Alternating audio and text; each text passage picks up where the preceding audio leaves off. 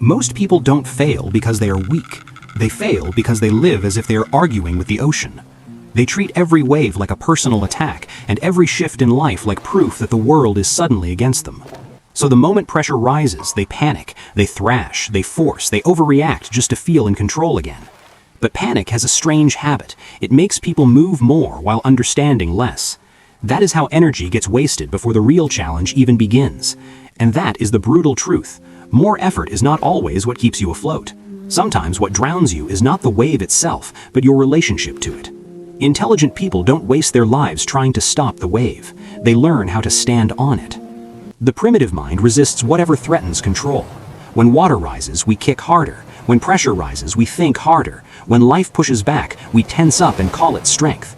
But most of the time, that is not strength. It is fear wearing armor. Reality does not reorganize itself around your frustration. The wave is not attacking you personally. It is not cruel. It is not unfair. It is simply moving according to its nature.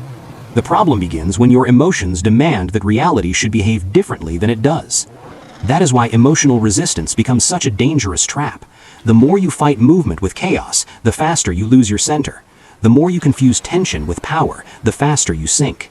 Many adults call this bravery, when really it is just misdirected survival energy. A surfboard does not conquer the ocean. It does not command the sea to calm down. It does not remove danger, and it does not erase movement. What it does is much simpler and much more powerful. It creates enough support to keep you from being swallowed. That support looks almost unimpressive at first. Buoyancy, stability, structure, direction. Small things properly arranged. But that is exactly why it works. Life is rarely changed by dramatic force. More often, it is changed by simple structures that quietly hold when everything else is unstable. In life, your board is discipline. It is focus. It is health. It is skill. It is calm under pressure. Without structure, effort becomes theater. You can be intense, emotional, and determined for a while, but without a board beneath you, even determination eventually sinks. An immature mind looks at the wave and asks, how do I make this stop coming? A mature mind asks, how do I shift my weight before it gets here? That difference sounds small, but psychologically it separates emotional dependency from real adulthood. That is the difference between reaction and direction, between impulsivity and intelligence. Immature people want reality to cooperate with their preferences. Mature people understand that reality has no obligation to be convenient. So instead of arguing with the ocean, they study the rhythm of the water. They observe, they adjust early, they lower their center before impact. They do not wait to be overwhelmed before becoming wise. And that may be one of the deepest marks of maturity. You stop needing life to become softer in order to become steady. In real life, waves rarely look like water. Sometimes the wave is a deadline. Sometimes it is money. Sometimes it is comparison, rejection, uncertainty, or the quiet shame of feeling behind. The pressure changes shape, but the nervous system often reacts the same way. And not every wave feels the same. Some come fast, some come heavy. Some are not large but messy enough to throw you off balance. Some do not destroy you all at once. They simply keep wearing you down until you no longer trust your own footing. That is why success is not a wave-free life.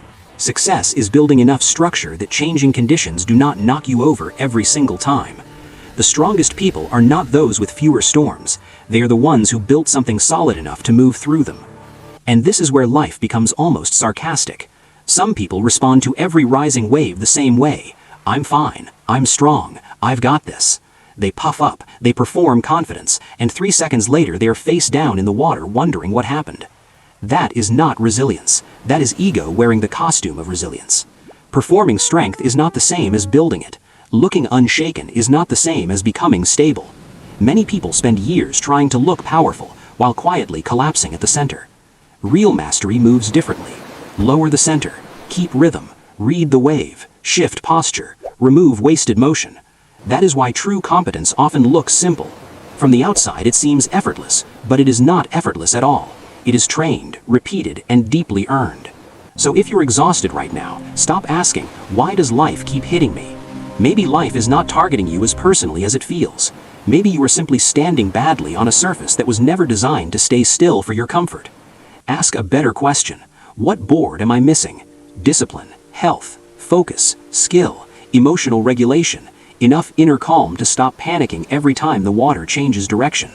Better questions create better structures, and better structures create a life that doesn't collapse so easily. In the end, the winner is not the person who faces fewer waves.